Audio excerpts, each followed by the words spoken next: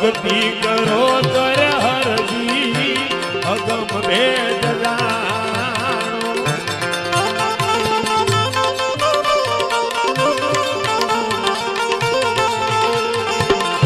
અને કહું દે એ વાસનું માલો રે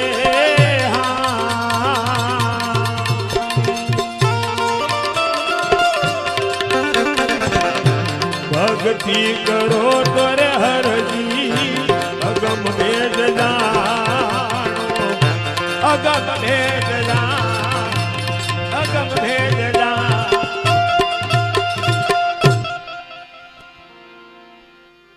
હે મહારાજ તો હવે હું જાઉં છું.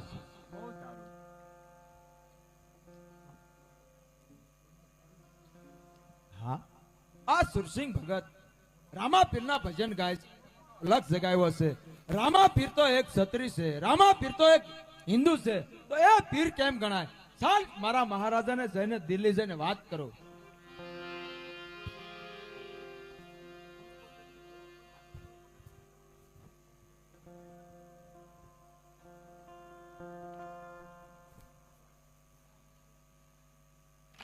જય હો મહારાજ ને સલામ આલેકુમ. વાલેકુમ સલામ. સુભાષ શું વાત છે? અરે મહારાજ મેવાડની અંદર એક ઊંડા કાશ્મીર ગામ છે, ત્યાં એક સુરસિંહ રાજા રાજ કરે છે અને તો મહા સુરસિંહ સંત તરીકે ગણાય છે. અને મહારાજ રામાપીરનો લક્ષ જગાવ્યો છે.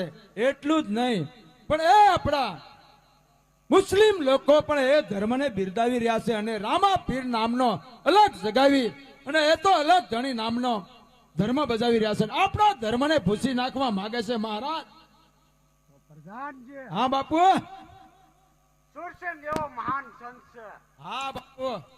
તો લાવો એક તેમના સંદેશો લખી આપો અને બહુ તેને સારું. અહીંયા ચડાવો. બહુ સારું, લ્યો બાપુ.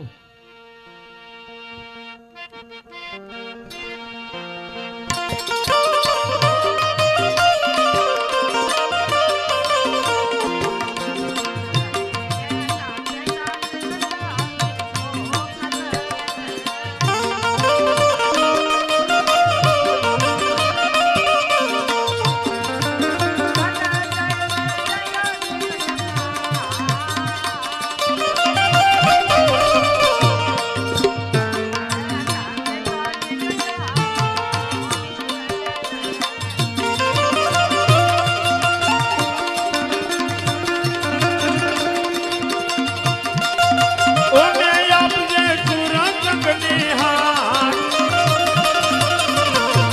આજ લગી રે સંદેશો સિકંદર મોકલે રે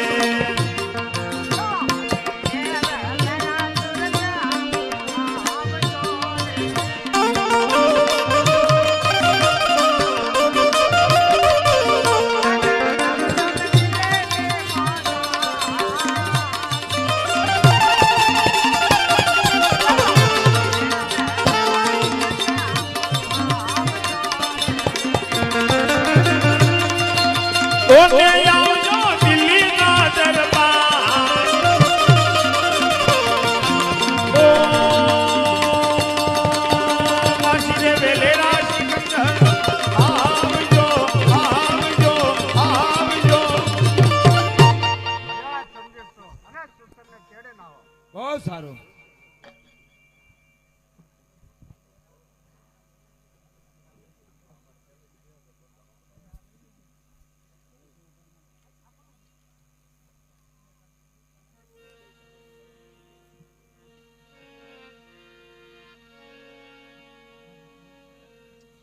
આવી રીતે સુબો આ દિલ્હીથી સંદેશો લઈ અને ધીરે ધીરે ચાલ્યો આવે છે.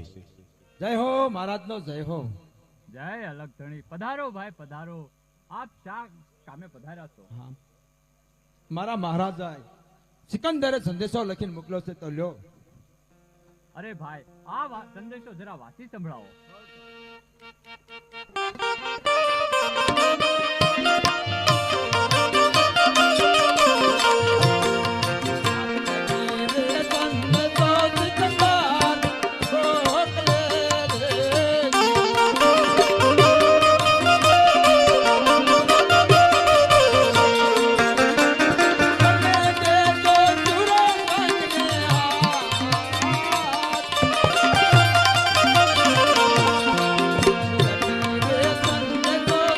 હા ભાવેશભાઈ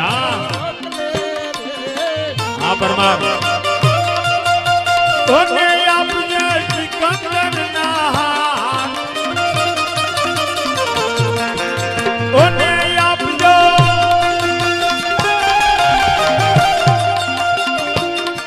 આજ સુરનગને હાથ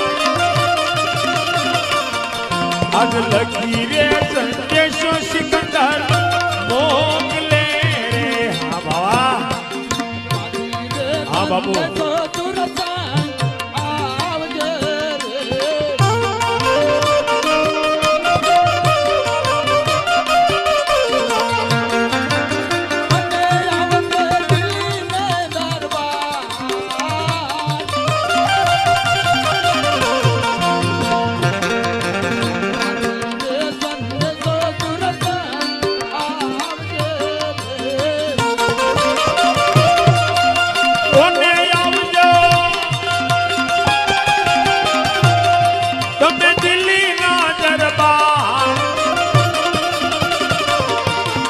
વાસી રે ગહેલેરા સુરસંગ આવજો આવજો આવજો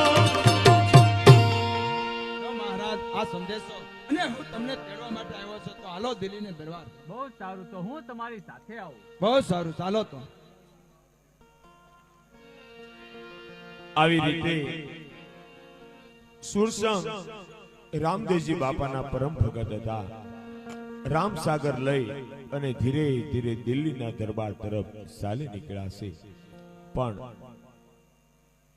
દિલ્હીની અંદર સિકંદર બેઠા હોય છે અને આ બાજુથી સુરસંગ આ ધીરે ધીરે દિલ્હીના દરબારની અંદર આવે છે. જય હો મહારાજનો જય હો. તારો નામ શું? અરે બાદશાહ, મારું નામ સુરસંગ છે, પણ લોકો મને સુરસંત કહે છે. હિન્દુ લાગે છો? હા મહારાજા. હિન્દુમાં ફેર કદાચ હોતા નથી. ફેર અમારા મુસલમાનની અંદર છે. રામદેવ તો એક ક્ષત્રિય છે, તો ફીર કઈ રીતે કહેવાય? આ બધા એના ઢોંગ હાજરા છે. નહીં નહીં બાદશાહ, રામદેવજી મહારાજની પ્રગટ પીરાય છે એ તો અલખ ધણી છે, અને એમના જે ભજે છે એમના કાર્યનું ફળ એમને જરૂર મળે છે. હે ભગતડા, તારો રામદેવ પીર અલગ ગણી પ્રગટ પરસાધારી હોય તો આ ત્રણ ગામનો રાજા કેમ બન્યો? રણુજા, પોકરણ, ગણને ફિરોજી. આ ત્રણ ગામને તો મારા મહારાજા ફૂંક મારે ને ક્યાં ઉડાડી નાખે. સાંભળો, અરે સુબા, તારા ડર અને દબાણથી હું કાંઈ ડરી નહીં જાઉં. અને હા સુબા, તમારા જેવાએ અમારા હિન્દુના મંદિરો અને દેવળોને તોડીને અમારો ધર્મ બચાવવાનો પ્રયાસ કર્યો છે. પણ હા, રામદેવ પીર તો પ્રગટ પીર છે. અને હા બાદશાહ, તમે જે આ બાદશાહી ભોગવી રહ્યા છો તે એમના પ્રતાપથી જ ભોગવી રહ્યા છો.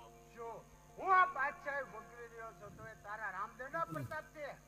હા બાદશાહ, ખરેખર તમે રામદેવજીના પ્રતાપથી જ બાદશાહી ભોગવી રહ્યા છો. તો તારો રામદેવ હશે તો ત્રણ ગામનો ગ્રાસદાર કેમ? અરે બાદશાહ, રામદેવજી તો ત્રણ ગામના શું, એ તો ત્રણ ભુવનના નાથ છે. અને હા બાદશાહ, તમે આ ગાદીના જે વારસદાર ખરેખર તો રામદેવજી જ છે. શું આ ગાદી જે ભોગવી રહ્યો છું તે રામદેવ શું આ ગાદીનો વારસદાર છે? હા બાદશાહ હા. પ્રધાનજી, હા બાપુ, સુબા, અત્યારે તમે એક વસ્ત્રની કોઠી મગાવો, તેની અંદર આને પૂરી દો. જ્યાં સુધી તે ગુગળાઈ ન જાય ત્યાં સુધી અંદર પૂરી રાખો. અને રણુજા રામદેવને પછી તેને ભેટ મોકલી દો. બરોબર છે બાપુ. ચાર જલ્દી વસ્ત્રની કોઠી મગાવો.